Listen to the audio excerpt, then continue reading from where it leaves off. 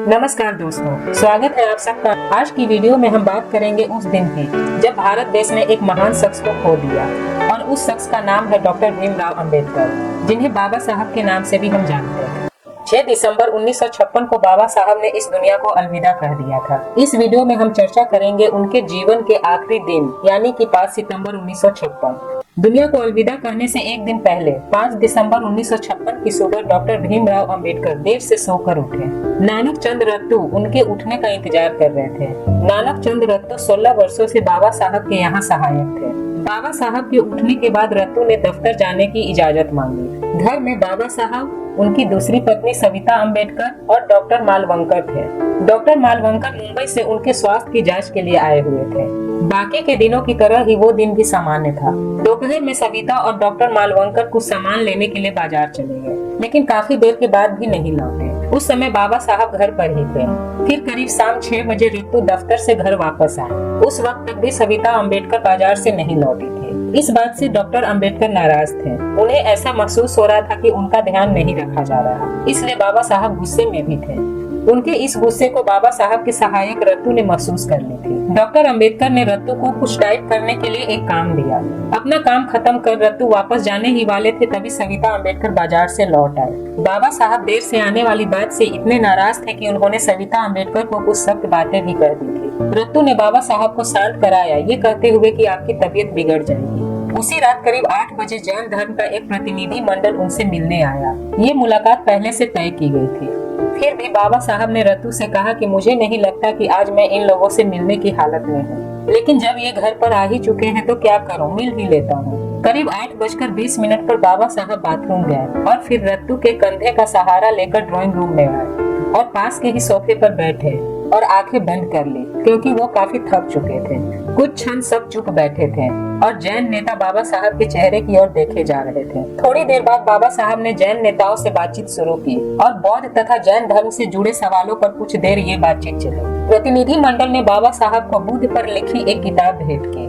जैन प्रतिनिधि के ये लोग अगले दिन के एक कार्यक्रम के लिए बाबा साहब को न्योता देने आए थे। इस पर बाबा साहब ने शुक्रिया करते हुए उनसे कहा कि अगर सेहत ने इजाजत दी तो मैं आपके कार्यक्रम में जरूर आऊंगा। इस बातचीत के दौरान डॉक्टर मालवंकर बाबा साहब का चेकअप भी कर रहे थे। उसके बाद डॉक्टर मालवंकर मुंबई चले गए।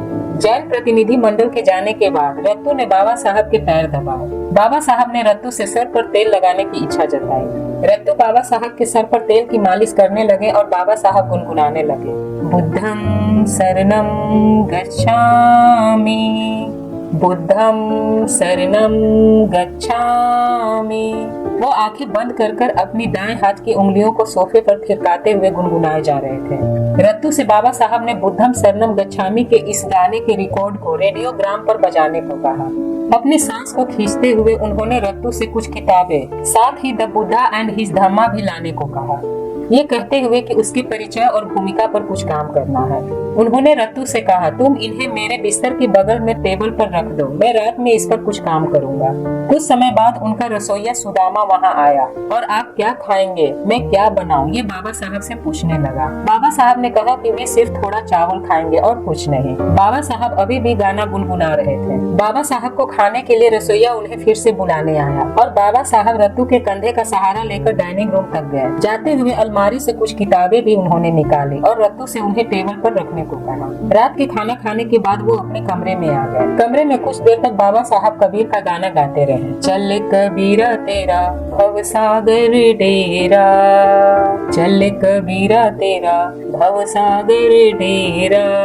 कुछ देर इन्हीं गुनगुनाने के बाद फिर बेडरूम में चले गए। अब उन्होंने टेबल पर रखी उन किताबों की ओर देखा जिसे उन्होंने रत्तू से रखने को कहा था। फिर द बुद्धा एंड हिज धम्मा की भूमिका पर कुछ देर काम किया, फिर किताब पर ही हाथ रखकर सो गए। अगली सुबह जब सविता अंबेडकर हमेशा की तरह उठी तो उन्होंने बाबा साहब की ओर देखा। बाबा साहब के पैर हमेशा की तरह कुशल पर थे। बाबा साहब कई बार ऐसे ही सो जाया करते थे, लेकिन जब कई बार बोलने पर बाबा साहब ने कोई जवाब नहीं दिया तो सविता अंबेडकर को एहसास हुआ कि बाबा साहब के शरीर में कोई हरकत नहीं है। वो जोर से चिल्लाई। उन्होंने तुरंत अपनी कार नानक चंद रत्तू को लेने के लिए भेजी। कुछ देर बाद रत्तू आए तो देखा कि सविता अम्बेडकर सोफे पर पड़ी रो रही थी कि बाबा साहब दुनिया छोड़कर चले गए हैं। रत्तू ने बाबा साहब की छाती पर मालिश कर हृदय को हरकत में लाने की कोशिश की। हाथ पैर भी हिलाया डुलाया, उनके मुंह में कुछ लिक्विड भी डाला, लेकिन कोई हरकत नहीं हुई। बाबा साहब शायद रात में सोते समय ही गुजर चुके थे। रत्तू जोर जोर से रोने लगा। सभी बाबा साहब को बार बार बोल रहे थे, बाबा साहब उठिए, बाबा साहब उठिए। सविता अम्बेडकर भी बिलख रही थी। कुछ देर बाद रत्तू ने सभी करीबियों को ये दुख भरी सूचना देनी शुरू की।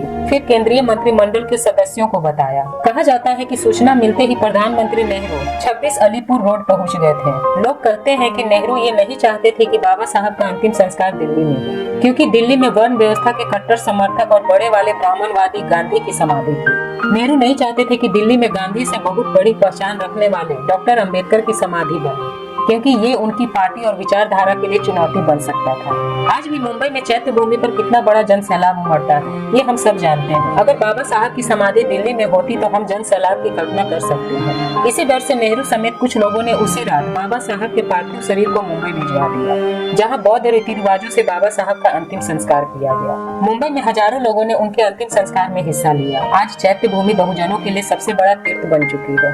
बाबा साहब के विचार युगों युगों तक पूरी दुनिया में प्रेरणा देते रहेंगे। जय भीम, नमो बुद्धाय।